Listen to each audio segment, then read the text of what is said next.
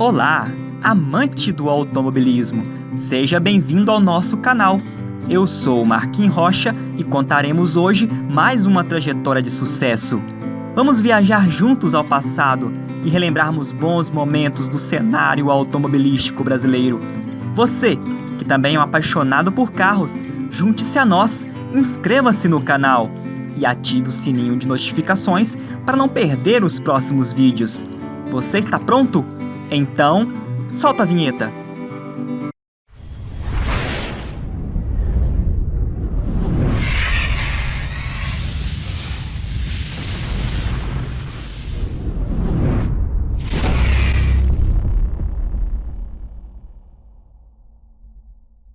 Em meados da década de 90, o Brasil vivia uma febre de carros populares.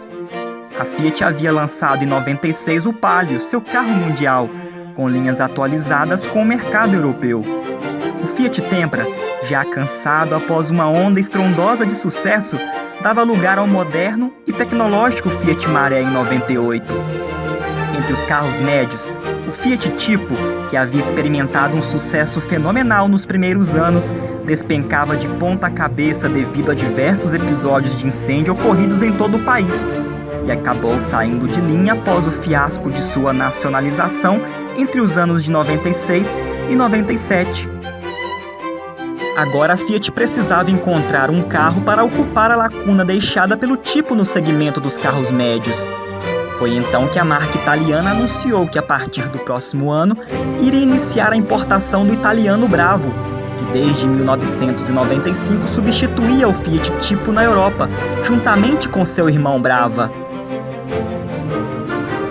Mas uma crise financeira no país e a alta do dólar em 99 fez com que a marca italiana desistisse da importação do esportivo Fiat Bravo, decidindo fabricar no Brasil seu irmão mais comportado, com um design mais clássico e conservador, mas tão invocado quanto o Bravo.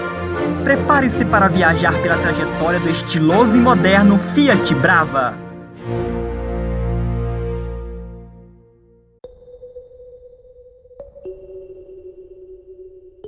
A história do nosso homenageado começa lá na Itália em 1995, quando a Fiat surpreendeu o mercado lançando uma dupla de automóveis para substituir o Fiat Tipo. Era apresentado ao mundo os Fiats Bravo e Brava. Foram eles os responsáveis por dar origem ao nosso conhecido Fiat Maré. O hatchback Bravo, com 3 portas apenas, possuía um certo ar de esportividade. Já o notchback Brava era considerado um 2 volumes e meio, devido à traseira um pouco mais alongada do que os carros hatches. Possuía 5 portas e era voltada para um público mais familiar. Ambos eram bem superiores do que o seu antecessor, o Fiat Tipo. 4 anos depois de ser lançado na Europa, era a vez dos brasileiros conhecer mais um grande lançamento que chegava para brigar no segmento dos carros médios: o Fiat Brava Nacional. Seu design italiano, de linhas modernas e arrojadas, causou um alvoroço no mercado. Num primeiro momento, olhando de frente, o Brava era idêntico ao Maré. Faróis de duplo refletor, de superfície complexa, em conjunto baixo e alongado. E entre os faróis, uma grade mínima, já que a tomada de ar era feita por uma entrada maior localizada no para-choque. Mas bastava dar uma volta ao redor do carro para notar as linhas mais agressivas. Diferente do seu irmão Bravo, que era mais esportivo, o Fiat Brava trazia um aspecto mais familiar, e era no desenho de sua traseira que o médio da Fiat assumia sua identidade própria.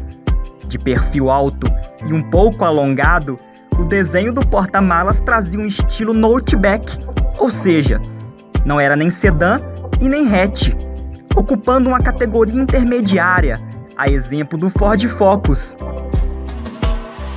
E era ali que estava o detalhe que mais chamava a atenção no Fiat Brava: o desenho nada comum de suas lanternas traseiras, compostas por 3 filetes horizontais, apresentando uma estética carregada de originalidade.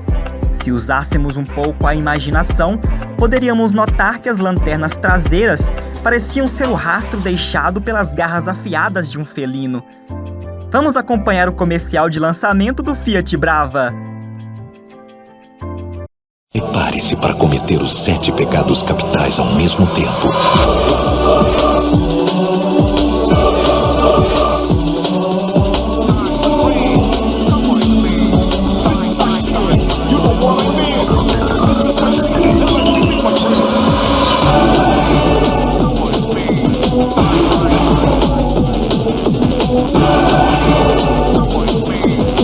Fiat Brava, pecado é não ter um. Por dentro, o Fiat Brava não decepcionava. Trazia um acabamento semelhante ao do sedã Marea, com painel bem desenhado e um espaço interno superior ao do Fiat Tipo. Lançado inicialmente em 2 versões de acabamento, a SX, que apesar de ser modelo de entrada, vinha com equipamentos de série de respeito, como direção hidráulica, regulagem do volante e ajuste elétrico dos faróis. Já a versão ELX incluía ar-condicionado automático, vidros elétricos dianteiros, toca-fitas e faróis de neblina, além de uma forração do interior diferenciada. Como opcionais, trazia ABS e airbag duplo. O porta-malas era considerado espaçoso e comportava até 380 litros, o maior em sua categoria.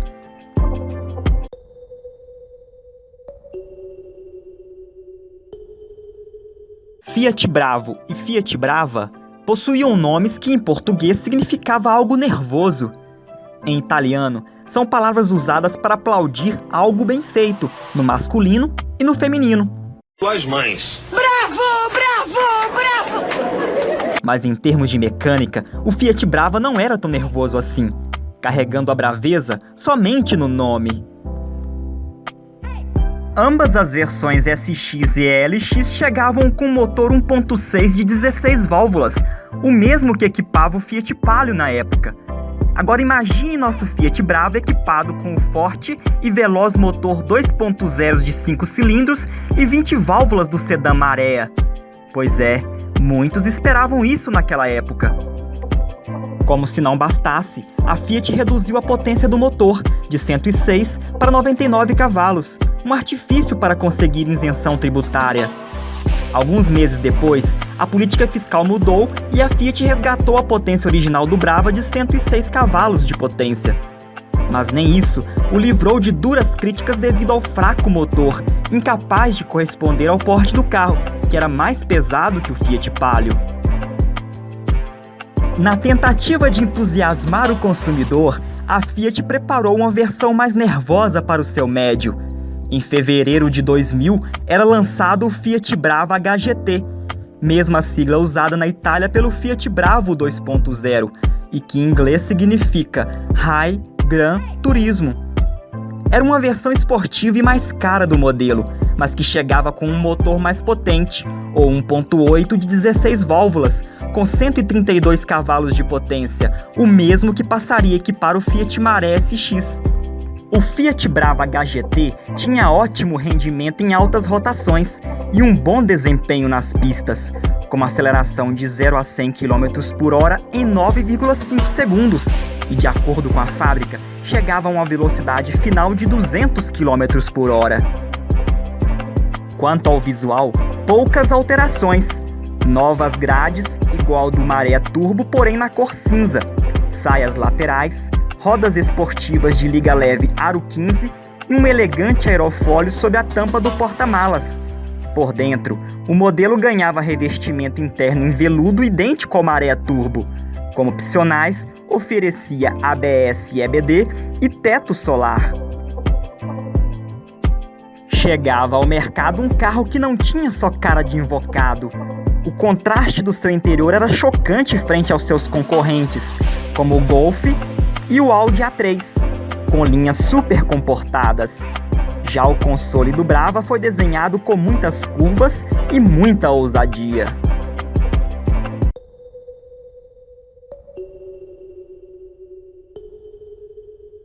O novo milênio havia começado e a categoria dos carros médios estava cada vez mais em alta no país. Todas as montadoras se movimentavam para abocanhar a liderança no segmento. E atendendo a reivindicações dos consumidores, que reclamavam do fraco desempenho do Brava em baixas rotações, a Fiat decidiu substituir o motor do seu médio. passando a ser fabricado com o motor italiano Corsa Lunga, também chamado de High Torque, que mantinha a mesma cilindrada 1.6, porém agora, além de mais econômico, ficou também com um torque melhor, deixando o Noteback da Fiat mais esperto nas retomadas. Todo este trabalho não era à toa. O Fiat Brava encarava naquela época fortes concorrentes nacionais, como o Chevrolet Astra GL 1.8 e o Volkswagen Golf 1.6. Em testes realizados, o Fiat Brava superava os concorrentes no quesito desempenho, tinha melhor aceleração e melhor retomada. Em 2001, chegava também outro forte concorrente, o Ford Focus Hatch, superando os demais concorrentes em quesitos como conforto, por exemplo.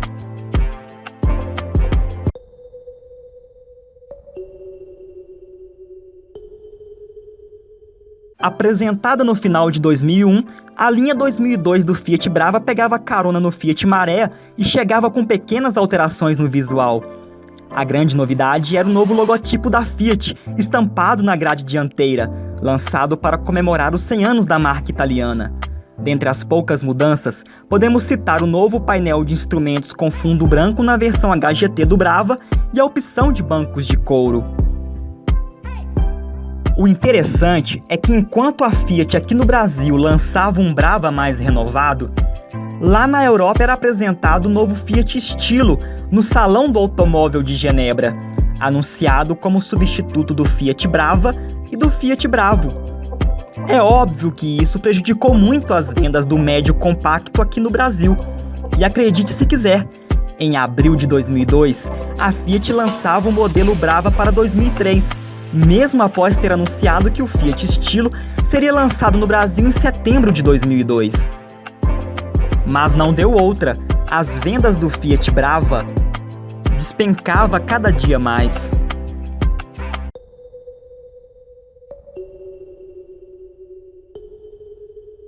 Considerado um grande lançamento da Fiat, o Stilo chegava com um elevado nível tecnológico há muito não visto em um carro da marca.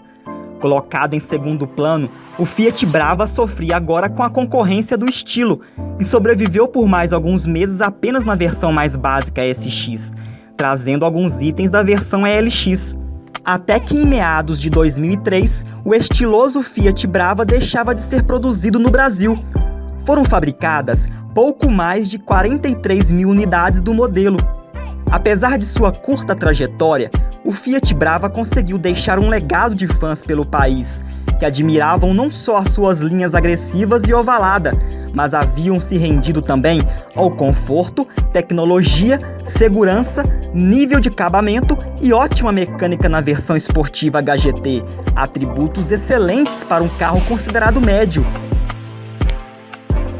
E não poderíamos terminar de outra forma a não ser reverenciando nosso médio compacto de sangue italiano, de um jeito que ele entende muito bem. Bravíssimo! E aí, gostou do vídeo? Se você gostou, deixe o seu like. E se ainda não se inscreveu, se inscreva agora, ativando o sininho de notificações para não perder os próximos vídeos.